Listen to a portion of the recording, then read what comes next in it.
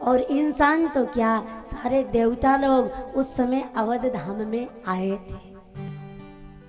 और यहाँ तक कि कालों के काल महाकाल भगवान शशांक शेखर चंद्रमौलेश्वर शिव जी ने भी इच्छा प्रकट की, बोले मुझे भी परमात्मा के उस स्वरूप के दर्शन करना है जो जगत का पालक बालक बन के आया है।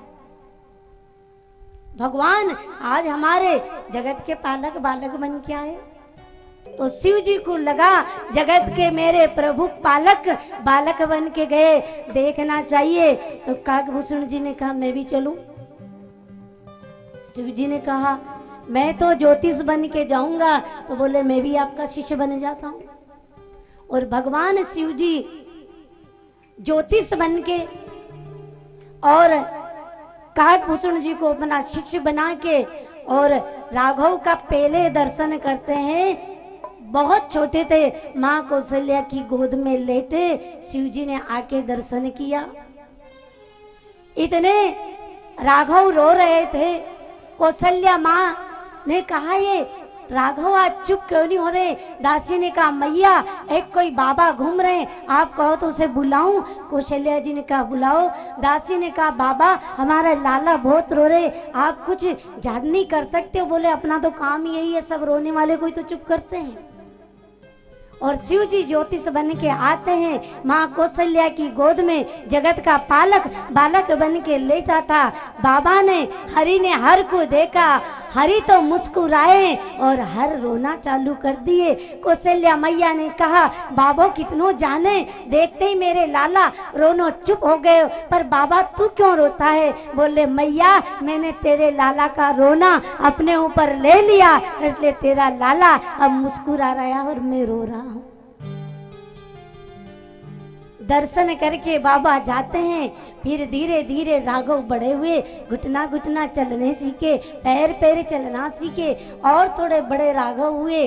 तो बाबा की इच्छा हुई इस बार फिर जाके मुझे अपने आराध्य के दर्शन करना। तो इस समय हनुमान जी ने कहा मुझे भी चलना है। शिव जी ने कहा उस समय तो हम ज्योतिष जी बन के गए थे, पंडित जी बन के, इस बार क्या बन के जाएं। चलो अब तो मेरे प्रभु कुछ नाचने खेलने लायक हो गए, मुझे मदारी बन के जाना चाहिए। तो हनुमान जी ने कहा मेरा तो जन्म ही उनके आगे नचने के लिए हुआ, तो मैं बानर बन जाऊं। और हनुमान जी स्वर्ण कपि बनते हैं और भगवान शिव जी मदारी बनते हैं। देखिए राम की लीला का सुख, राम की लीला के दर्शन का आनंद, स्वयं महाकाल को मदारी बनना पड़े स्वीकार है, पर राम की लीला के दर्शन करना है।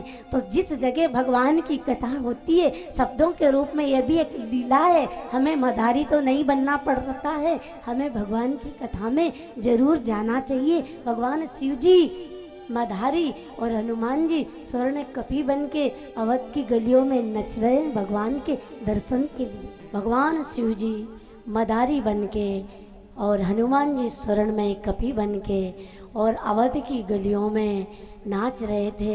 एक दासी ने देखा मैया सुंदर एक मधारी के साथ में स्वर्ण कपि बहुत ही सुंदर नृत्य कर रहा है, मैया क्यों नहीं कनक भवन में इस रंग महल में लाएं, अपने लाला को नाच दिखाएं। और दासी बुलाने गई, शिव जी अत्यंत प्रसन्न हो जाते।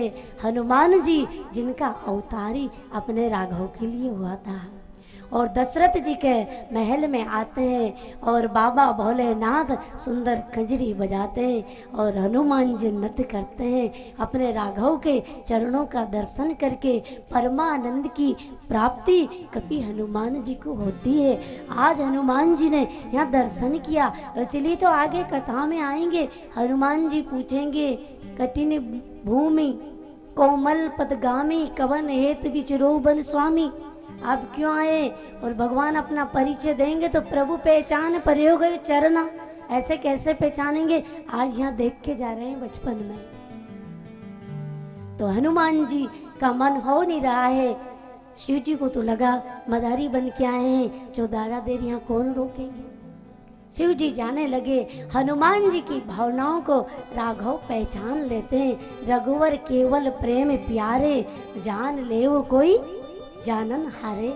भगवान प्रेम के प्यासे है, हनुमान जी के प्रीति को लग जाते हैं और राघव ने जाके अपने नन्हे नन्हे हाथ से शिव जी मदारी बने, उनके हाथ से डोरी पकड़ी और कहा बाबा आपका कपी मुझे दो। शिव जी ने कहा मेरा है ही नहीं, ये तो आप ही का है, आप ही को सौंपने लाया। और अपने हाथ में रस्सी ली। मैया कौशल्या ने कहा राघव ऐसा नहीं करते, ये इन मदारी जी की रोजी रोटी है बेटा, वापस दे दो बाबा को। बाबा ने कहा नहीं मैया, ये मेरी रोजी रोटी नहीं है, ये तो राघव की चरणों की धरोहर है।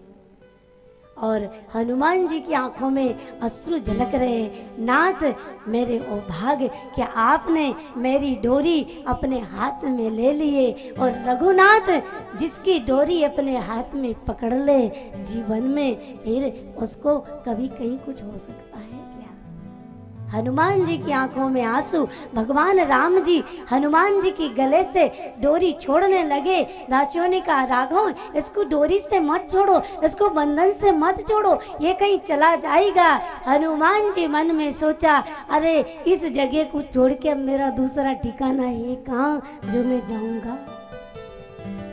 और राघव ने मन में कहा एक बार मेरी शरण में आ जाए, इसके बाद में अगर उसका बंधन नहीं छूटे फिर भी वो बंधन में रह जाए तो मेरी शरणों की महिमा ही क्या है। मेरी शरण में जो आ जाता है उसके जन्म जन्म के बंधन से मैं जीव को मुक्त कर देता हूँ, एक तो क्या हजारों जन्मों के बंधन। हनुमान जी के गले का बंधन राघव ने काट के और कुछ समय हनुमान जी चरणों में रहे और इशारे में कह दिया प्रभु मैं चलता हूँ, प्रतीक्षा करूंगा, आप पधारना।